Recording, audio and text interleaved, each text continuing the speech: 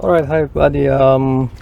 These cars, Volvo, Mercedes from around the years between 2000 2010 or so, they all have an issue, common issue. They have this brake booster here, and there is a seal inside the cabin that starts leaking about 10 years old. That seal, I have a few of them here, pull it from a junkyard. They get really soft and start leaking air. Basically all cars will have a vacuum issue, vacuum leak, and the problem with that seal is that you basically need to remove the booster from the car, and it's a pretty tough job. I'm going to show how to replace it with the booster still installed in the car. So I'm not going to pull it, I will have it there, and I will go to sit in here and access the seal. It's right there somewhere, so I go to replace that seal. Now there's just if you allow me, just a few words, a few warnings actually. This car is an automatic, so I don't have a clutch pedal, and I will pass my hands where the clutch pedal will sit in a manual car. So if you have a manual car, you'll perhaps need to undo the steering column underneath the steering. I have a video, check the comment section, how to remove that thing, because there is a safety bolt, so you need to be careful with that. Other than that, it's a job. I got my parts from internet. I'll talk about at the end of the video, very end of the video, you'll see I will just talk a little bit of details about this job, so be sure to check that section as well. Don't stop the video when I finish the job. And I have to say that this is a risky job. This is something really risky. It's easy to replace the seal with the booster out of the car, but when it's inside the car, it's another story. So you may just simply remove the old seal and not be able to press the new one in place. Be careful with that, that's a risk. And especially this is a North American car. Notice the steering is on the left side. UK, Australian car with the steering on the right side, the booster is located there, and it's simply impossible to remove it from the car unless you drop the engine. So careful with that, you take a risk. But other than that, let's just see how the job goes without again removing the brake booster, or the Servo, how it's named in Europe. And this is going to be the same for Mercedes cars, which use the exact same ATA. It's exactly the same model and exactly the same problem with those guys. They just use the same European part. So let's just see how it goes. The first thing to do is to remove the residual vacuum from inside the vacuum booster. It still has vacuum in there, even if it's not the right amount from the seal. Go on the booster side, and you have the same hose. It's the one that goes in there. You notice the connection, that's the same hose. You just really need to reach for it. Let me see if I can do it with the camera. It's a little bit tricky to reach for it, but just like that, and just pull on it on the side, and that's the vacuum that was just released.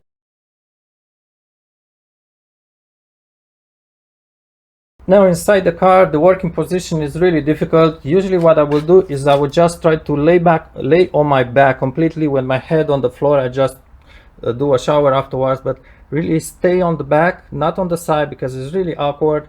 Push the seat all the way back, and if you don't feel you have enough place, you may want to unbolt the seat, maybe not disconnected, and just toast the seat a little bit. I don't know how the Mercedes cars are.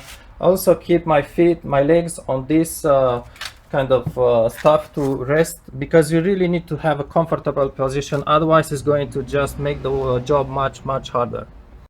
Now near the pedals, this is a automatic car, so I don't have the clutch pedal here, and I will work with my hand right where the pedal clutch pedal should be. If you have a pedal here, if you have the manual transmission, maybe you should reconsider this job. You won't be able to work the same way I work. Maybe only for the people with manual transmission, you may want to disconnect the steering column. You don't have to do this for automatic transmission, but for the people with manual transmission, to gather space for your hand, if you need to undo this column, I will put a video, I will put in the comment section a video how to undo this bolt, what's the torque for it. This is a very important bolt for the column. It's called butterfly. It has a very specific torque, And I will show you also how to pull this coupler down from there, how to mark it, the position, pull it down, and gutter space. That's for the manual transmission. For the automatic transmissions, we are going to work this way. The seal is right here inside this cover, but first we need to undo this clip from the brake pedal. And of course, this is a critical clip, is the only thing that keeps the brake pedal connected to the braking system, so you have to place it back exactly the same way. And if you feel like you bent it and it doesn't clip back in place correctly, replace it. Buy from Volvo, get a used one from the junkyards. At the end of the video I'll show you in detail how this clip works, but for now, if you turn it, you notice at some point it has a hole, this hole, which is not on the other side, just on this side. So I'm going to use my hand, but you can try with a small flat screwdriver, a small screwdriver, thin one, or with thin pliers with a long nose. So I'm placing the hole at the bottom, and I'm going to grab this upper tab with both fingers and pull it. It's not easy, but it's doable. Just see. Just lift it a little bit with my fingers and just slide the thing out from there. Now when you place it back again, you place it with the hole first over the pin. Make sure the pin has a small groove, so make sure you push this bar all the way in. There's also you notice there is hopefully I'm filming this, there is a kind of washer there, so be sure to place that washer back in place. Let me just keep the light on. And when you place it back, push the pedal all the way until you see this groove, and then with the pin, I'm just showing how to place it back now. Position it over the pin, or position with the hole like this, and slide it down and push on it, and you notice it did clip in place. It won't fall from there. That's what's really important to do. Let's just remove it again. Alright, so it doesn't go that hard once you get the idea. I'm going to detach the rod from the pedal, and I'll have a gap between the rod. You don't see it in the picture, but I have the gap just enough to pass the new seal over this rod. So that's how you do it. Now this guy here, just stretch it on the side. It has a locking washer here. Just stretch it over that washer, just like that, and pull it from there. Now when you place it back, this is just a dust cover. Just be sure when you push it there, I will just push it with my finger just like that to crush it a little bit and to place it all around there. I will turn it, press against it again until it fully snaps in place and it seals properly. And I'm going to toss a little bit the rod to be able to remove it from the rod. You won't see this perhaps in the film. It's not difficult at all. Again, there is a small washer on the brake pedal where this rod is attaching, so be sure not to lose that washer. Drop it, pull the old seal from there, and we are going to pull it quite easily. That's because the seal, it's already very soft. But remember one thing, if you place the new one in place, if you put your new one, you won't be able to pull it from there the same way because it's much stiffer, but the older one should be fine. So I'm just using this pliers long nozzle, and I'm going to pull on this lip. And it's a good idea not to rip it from there, because like I said, if you don't succeed putting the new stiffer one in place, you want to replace the older one. If it's already ripped, of course it's not going to be possible. Now one thing is that, look at this edge of the seal here. This has to come flush. Just lift it and feel underneath. It has to come flush with the metal part of the brake booster. So that's how deep the seal will go in there. It absolutely need to go that deep in there. All right, so don't skip on this part.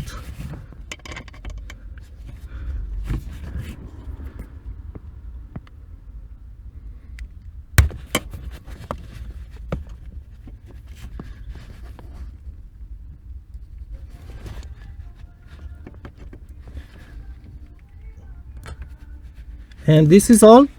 It's really not big deal. Of course, I did release the vacuum before. Again, like I will say at the very end of the video, it is absolutely critical not to scratch this surface, this plunger, with your tools. So don't use a flat screwdriver, it will scratch it. The tiniest scratch on it, when you depress the pedal, it goes inside, that scratch will leak air. Okay, time for the new seal. So this is the new one. Again, it's stiffer. I did lubricate it basically all around, but I didn't put right on this surface.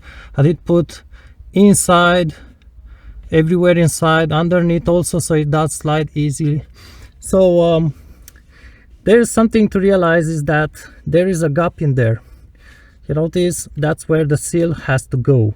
However, because this part can move up, down, left, right, you notice how it's displaced?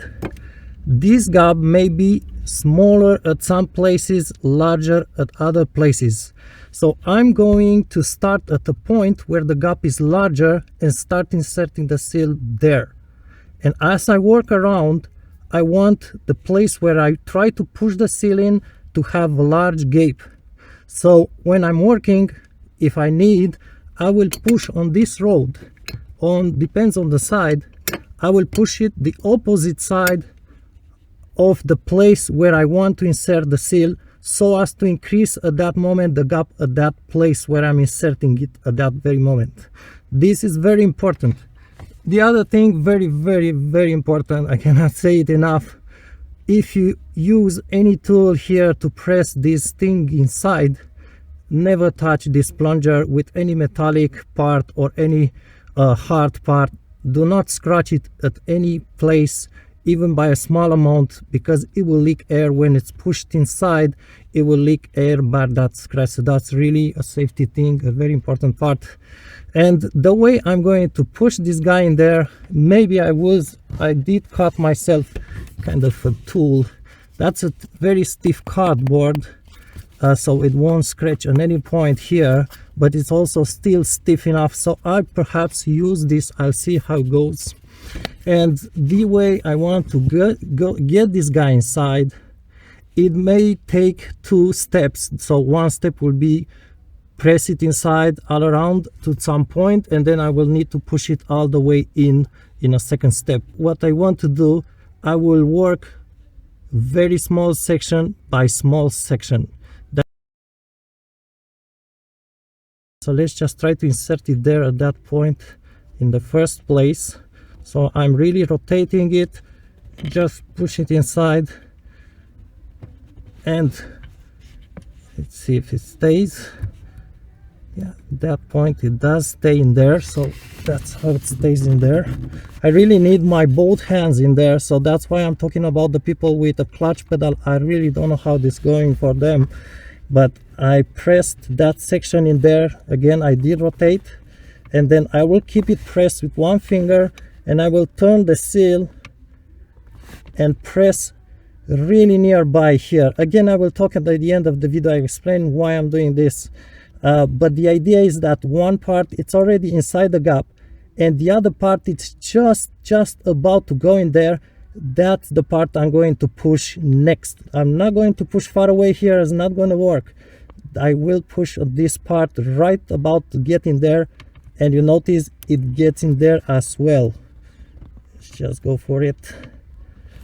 Okay, and I have to keep, because the seal is really, I have to keep it pressed in there because the seal is really stiff. And once I get a little bit in there, I will try to rotate the seal this way, because I want to bring the next part to push in there at the bottom when I can handle with my finger. So I will rotate it a little bit, and if you feel it doesn't go in there, push against the plunger up like this to increase that gap.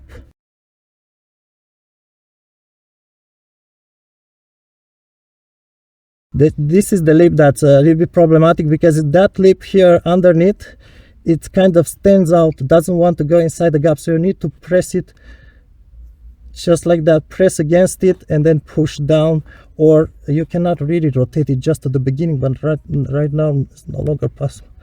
So again, that's how it goes. I'm rotating it to expose another section. I'm pressing underneath and rotate again.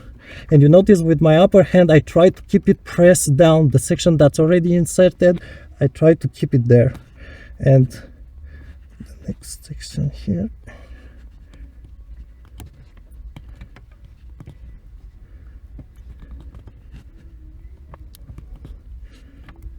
okay. So right now I did insert about half of it, and I realized that it's really harder to rotate once you get a little bit of it inserted. But when rotating it, it's really important not to lose the part that's already got inserted. And I think I pretty done it. So I press down on it and rotate. Okay, that's a little bit better. So this is the last part here, that's the trigger part. Believe it or not, we have a power shortage, funnily enough. Anyhow, I have to keep going with my flashlight here. But for this last section here, that's what's really difficult to press in, especially on the newer seal, which is stiffer.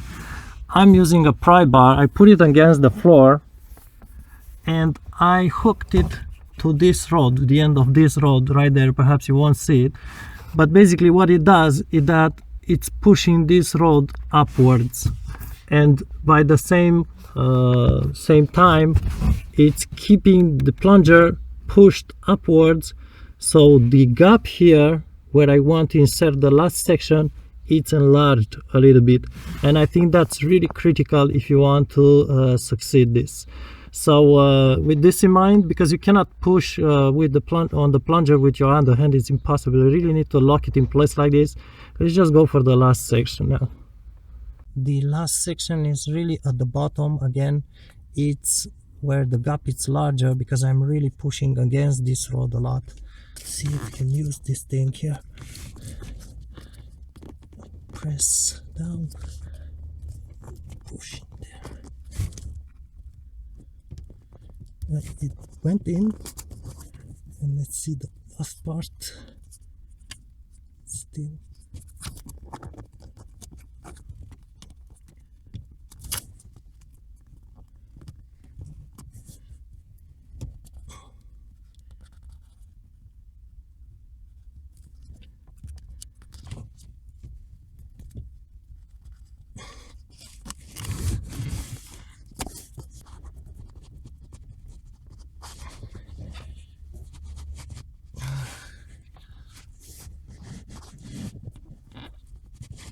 Okay, it did rotate, so let's just press it against and try to push it in.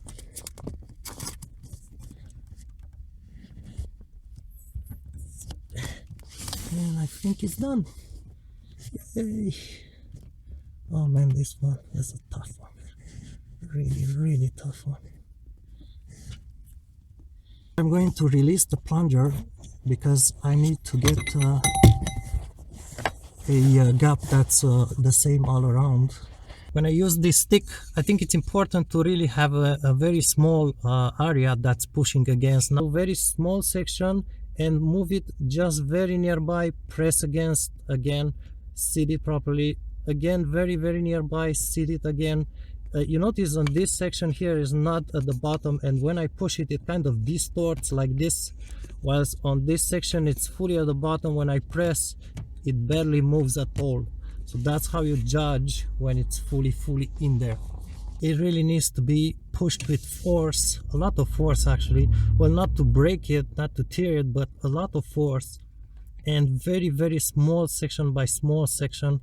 I'll keep going this way, I rotate it, but what's really important, first off, is really important to take the time to press it all in there, fully to the bottom. But what's also important is to test. If I use my finger to lift this lip here, I just almost barely, actually it's really stiff to lift, and if I feel with my tip of the finger, I just cannot feel any kind of gap underneath. Whilst on this section where it's not fully seated, if I lift it, I do feel a tiny gap with the tip of my fingernails. So that's where it's not fully seated, because when I look like this from this angle here, it's just very difficult to realize is it really fully to the bottom or not.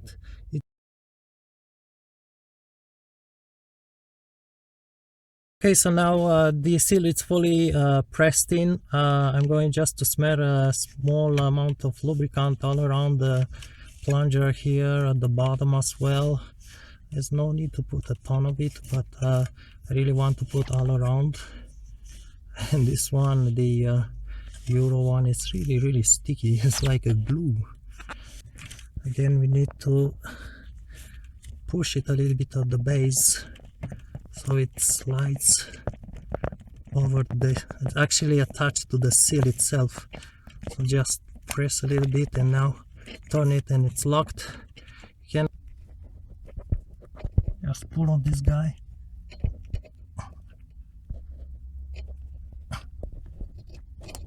Alright, so now it's not in place. Now before we place back the rod from the booster on the pedal, notice the pedal is moving now, we need to set this brake pedal switch. This is what turns on the lights, brake lights, but also I think this is what engages the let you shift the gear selector on an automatic car. So pass from park to D or R, this guy has to work. So very important to check it when you set it. Also make sure the shifter works fine, but also have a bad looking at the brake lights. When you depress the pedal a little bit, the brake lights should turn on, and when you release it, they should turn off. And have someone check this. So here how it goes. Have the pedal loose a little bit, and I'll show you a bit how this works. It has two parts here, one white, and this one goes back, and then has the switch itself. The white part comes out completely, just grab it by the edge here, and also you can push both parts back with some force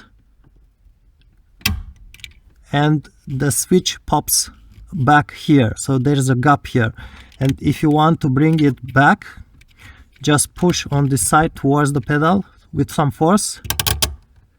You push it all the way here, and then grab this white cover or whatever it is, push it all the way out. And this is how you adjust it. Basically you have to have this white part here all the way out. You can even feel at the end here, it's the end of the white collar or whatever name is for this guy. So make sure it's out completely, make sure this guy is fully pushed towards the pedal, and then you place the pedal into the rod here. So grab the pedal gently and try not to bring it too much back, just enough to fit it inside the hole here. So until it fits in there, you may need to just force a little bit. It will click. You notice it did 2 clicks. Maybe that's a good thing to remember, 2 clicks. And then just let's position. Well, I got a 3rd click, so that's 3 clicks. And then this is going to be the set point. Like I said, it has it did 3 clicks, and when you depress the pedal now, you notice you will depress it, and this is the small switch that has to move here. So this switch, you notice when you release the pedal, this switch has to go back. That's important. You have, when you release the pedal, you have to see this switch moving back. This is what turns off and on the lights. And this is how you set it basically. So it was actually 3 clicks. Make sure you have pushed this guy all the way towards the pedal. Then you place back this pin here. In case you didn't, maybe you are just not sure if it's perfectly set. So let's just try it again. So undo the rod from the booster or servo, and then you notice the switch is in position to move. Let's push it all the way out. Let's pull the collar all the way. Again, let's bring the pedal to the hole gently. I use my right hand to pull back the pedal gently, and at some point it feels like it doesn't want to move. That's the adjusting point. You perhaps hear 1 or 2 clicks or 3 clicks, but just grab the pedal, kind of don't rush on it, because if you rush on it, this guy will go too much far back, and that's not good. That's not the adjustment. Just maybe just gently pull on the pedal right now. 1 click. It's better maybe to keep this guy pressed again. The 2 clicks. And is it enough, 2 clicks? I would say you need to bring it 1 more click back. 3 clicks. And at this point I could engage the pin here. So this is the idea. Don't stress too much, but I think it works pretty smoothly. But it's important at the end to test the lights behind the car and test the gear selector. Basically, when you test the lights, the lights will turn on, will lit when you depress the pedal a certain amount of travel, not the full travel, just a small travel at the beginning. So basically, if I press the pedal, you won't see the camera, but let's say I press the pedal just a little bit, just like this, that switch up there should turn on the lights at the beginning of the travel. But be sure you don't have the lights always on. That's not how it works when you don't touch the pedal. So now let's place back this pin again. I will maybe present you the pin at this point. The way this guy works is you have this pin on the pedal with a groove. It's just a groove where this guy slides in, and when it sits there is like this, and that pin goes like that inside. It slides through this channel here, and once it slides in there, it gets into this hole here, and you notice this border here locks it in place. That's critical. That's really how it sits and it stays in there. And we need to get that pin slide like this, and when it's going inside the circle completely, it will snap in place and just won't move out. And you notice this upper tab, it's ending here. Notice how it's moving out a little bit. It's ending here, and it's this tab that has to be really flush with this bottom surface. These two must be perfectly in contact, because this upper tab will lock that pin in place. If when you remove it, you bend this guy upwards and it doesn't fully come back like a spring to touch the bottom part, then it's not going to lock this pin in there, and it's going to slide at some point. When you drive the car, you are without brakes. So be sure this part is really functional as it should be. Replace it if you are any doubts. So the way it goes, again, I'm going to slide it with this side where the hole is, engage it into that groove. There's a gap there. Press it down, and it should click by itself in place. And it's clicked in place. You can test it, try to push it backwards. It should not move at all, no matter what. And this is it. This is for that clip. This switch, brakes pedal switch is set. Test the pedal, be sure you test it properly. And now let's just go for the details. I'll just show a little bit on the seal, how I worked. Don't forget to put back the hose from the booster. Basically it just slides in there. It has a rubber seal on the booster side. That's it. This is the part of the video when I talk about a few details, and I do show you a close-up of this and how I really managed to get in there. I recommend you watch this section because it's really the tricks. Without these tricks, I don't think it's really possible to get in there. First, before I start talking about it, I have to say that I did this kind of repair. I did this removal and installing a seal at a junkyard car. It's very, very good to test it before, practice a little bit. And also I did keep a seal for spare. It's an old one, and the old one are easier to put back in place. So I thought, in case I cannot put the new one, which is rigid, into the inserted in there, at least I could put an older one back in place and I can drive my car. Why I took a spare one? Because the one that's on my car maybe maybe broken. So the broken ones, it's impossible to put it back in place. So I got a good one that it's still in one piece for spare. It's very, very good idea to do so. Now, the way I worked this in there, it's, you notice how it sits. This is the part that goes in there. And this part, notice the difficulty is that it makes kind of an angle. You notice on both sides, it's like a cone. And that's why it's so difficult, because this cone is not aligned with the gap in there where it goes. And you have to basically push it like this inside and then press it in. Remember that the plunger, that cylindrical white cylinder, moves to the sides. So when you press it inside, if it doesn't go in there, it's because perhaps the gap is too small at that position. So just toast the plunger to the opposite side to just extend that gap, enlarge that gap, and then you are able to push it in.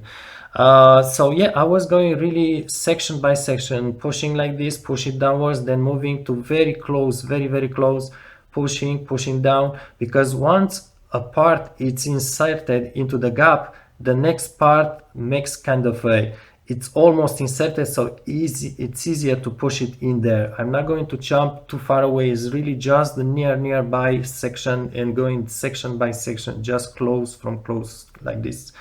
One trick is that once you one important part of this is that we are going to insert the seal in two distinct steps. The first step, we are just inserting the bottom lip here all around, but not too deep. It's really going just a few one millimeter or so, but it has to go all the way in. Now the second step is inserting the remaining of the depth up to this point, up to this this small circle here. So there's two steps. First, insert it to here, and second, insert it to here. It's really distinctive, and you need to complete the first step fully before you pass to the second one. Now, when you do the first step, you insert the bottom of it. At some point, I did insert kind of maybe half of it, and for the remaining, I was just basically like you can see in the video, I was just traveling my fingers, pressing really strongly downwards, traveling from a section that's inserted towards the section that's not inserted. This kind of makes it faster to get it in there, but you really need to put pressure on it. And at the end, you arrive at the last section that's not inserted yet. At the last section, you absolutely need to use something like this, which is cardboard. Is something stiff but won't scratch the plunger. And I cut it just like this edge here is really cut it along, and because it's going to, when you insert the bottom of the seal, when you almost finished inserting it, the last segment here that's still out will just bend like that. So you absolutely need to push it with something like this. That very, very last segment, let's just exaggerate a little bit, it's going to press or bend like this out. You really need to push it like that inside, and then you press down to insert it. Maybe show it from a different angle. This is really important, because if I wasn't doing it like with this guy, I could not press it in there no matter what. So that last segment, you just grab it like this, press it inside a little bit, and push it downwards, and hopefully you succeed. Now that's just the first step, inserting the bottom of it. The second step, it's seated it fully in there. And you notice I did use a piece of stick like this. It's wood, so it doesn't scratch the plastic, but it's also a small segment. You really need to go small segment by small segment, and I was pressing like this at this point. And I was really pressing very strongly. It just takes a lot of force to fully seat it up to this this lip here, because you will have the metal part that will at the end has to basically touch this part, plastic part here. It really needs to be seated all the way in there. And also you notice I did rotate it, because I have only access to the bottom. As you look from underneath the pedals, you only have access to this section here at the bottom, so you really need to rotate it with some leather gloves so you don't have your hands slipping. You really need to rotate it to position it. Very tricky part, really very tricky. I still think it's perhaps better than removing the servo from the car or the brake booster, especially on the right hand driving car. Much better than removing the brake booster from there. But I would say be patient, really be patient, and just trust yourself, because it's really tricky. Now you notice perhaps that the Euro kit that I'm using came with a pipe, sort of a pipe, and this pipe has a flat edge, just flat edge, and the other side it's a round, not just round, it's angled like this. If I can put a piece straight, it looks like that.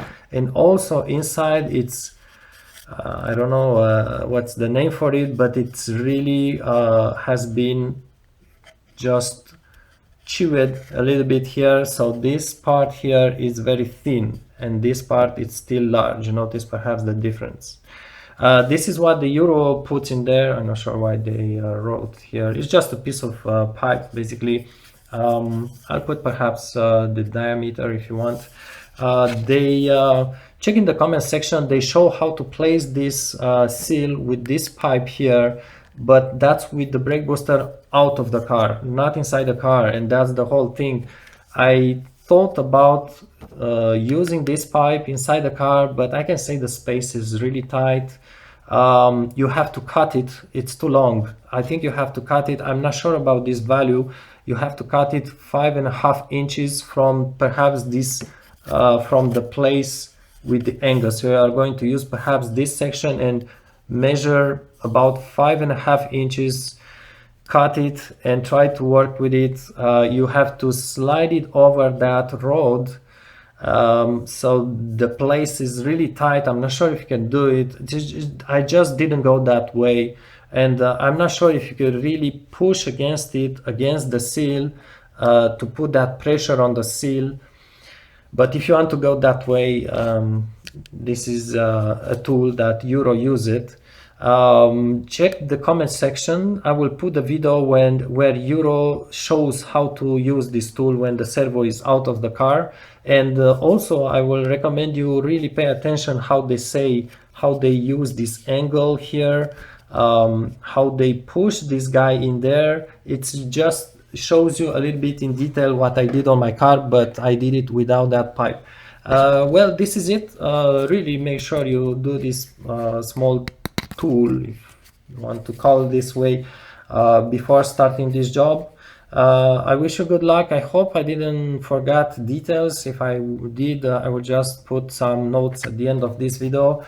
But this is it. A tough job. Make sure you sit really comfortable. Basically I was sitting all the time on my back, and I had a very thick pillow on the trim of the door, so you don't really hurt yourself, because you are going to stay there for a good 1-2 hours, who knows how much.